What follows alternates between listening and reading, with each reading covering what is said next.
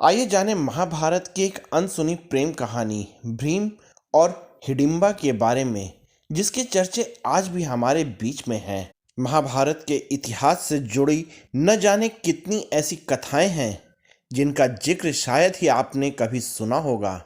कुछ ऐसी प्रेम कहानियां जो आज भी दुनिया में प्रचलित हैं और उनका उदाहरण आज भी प्रेम के संदर्भ में दिया जाता है।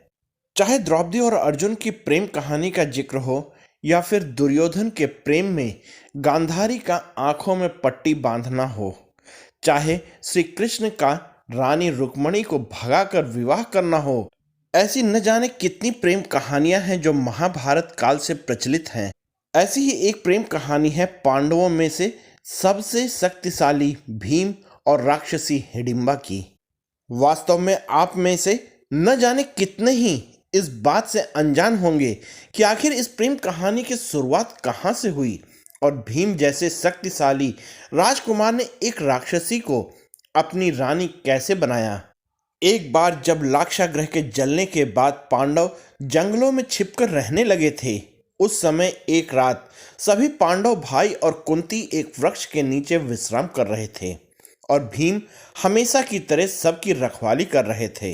दरअसल उस समय उनके लिए सबसे बड़ा खतरा राक्षस हिडिंब का था, जो पांडवों पर हमला करने के लिए एक वृक्ष में छिपकर बैठा था। हिडिंब मानव रक्त पीने का इच्छुक था और उसकी बहन, जिसका नाम हिडिंबा था, उनको हिडिंब से आदेश मिला कि वो मानव रक्त का प्यासा है, इसलिए उसके लिए मानव रक्त ले आए। अपने भाई हिडिंब की बात सुनकर राक्षसी हिडिंबा पांडवों को मारकर उनका रक्त लेने गई, लेकिन वहां पहुंचने के बाद भीम को जगा हुआ देखकर हिडिंबा उनके रूप पर मोहित हो गई और उन्हें भीम से प्रेम हो गया। हिडिंबा जब भीम पर मोहित हो गई, तब उसने भीम के सामने शादी का प्रस्ताव रखते हुए उन्हें बताया कि यह पूरा क्षेत्र उनके भाई हिडिंब का है, जो एक खतरनाक राक्षस है। हिडिंबा ने भीम से उस जगह को छोड़कर दूर बसने की बात कही, लेकिन भीम ने अपने भाइयों और माता कुंती से दूर जाने से मना कर दिया। उस समय हिडिंब वहां आ गया और भीम ने युद्ध में उसे परास्त कर दिया। यही नहीं, भीम ने राक्षस का वध कर दिया और हिडिंबा से भी यह कहा कि वह एक राक्षसी है और उसका विश्वास करना असंभव है और उसे भी मौत देनी चाहिए। लेकिन युधिष्ठिर और माता कुंती ने भीम को समझाया कि स्त्री किसी भी रूप में क्यों न हो, उसका अपमान नहीं करना चाहिए। इसके बाद हिडिंबा ने कुंती से प्रार्थना करते हुए कहा कि वह भीम को पति बनाना चाहती है।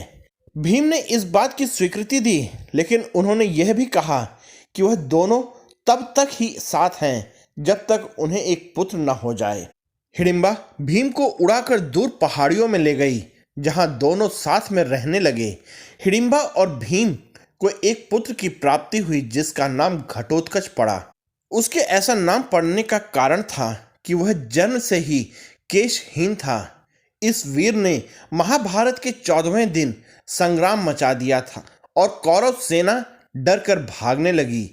उस समय कर्ण ने इंद्र से मिली शक्ति का प्रयोग करके भीम के पुत्र घटोत्कच का वध कर दिया। वास्तव में भले ही भीम और हिडिंबा का विवाह वैदिक मंत्रों के साथ नहीं हुआ हो, लेकिन उनकी प्रेम कहानी आज भी प्रचलित है। आप लोगों को यह वीडियो कैसी लगी, कृपया कमेंट करके मुझे बताइएगा। साथ ही आप लोग इस वीडियो में मेरे साथ बने रहे, इसके लिए आप सबका बहुत बहुत धन्यवाद और जय हिंद दोस्तों।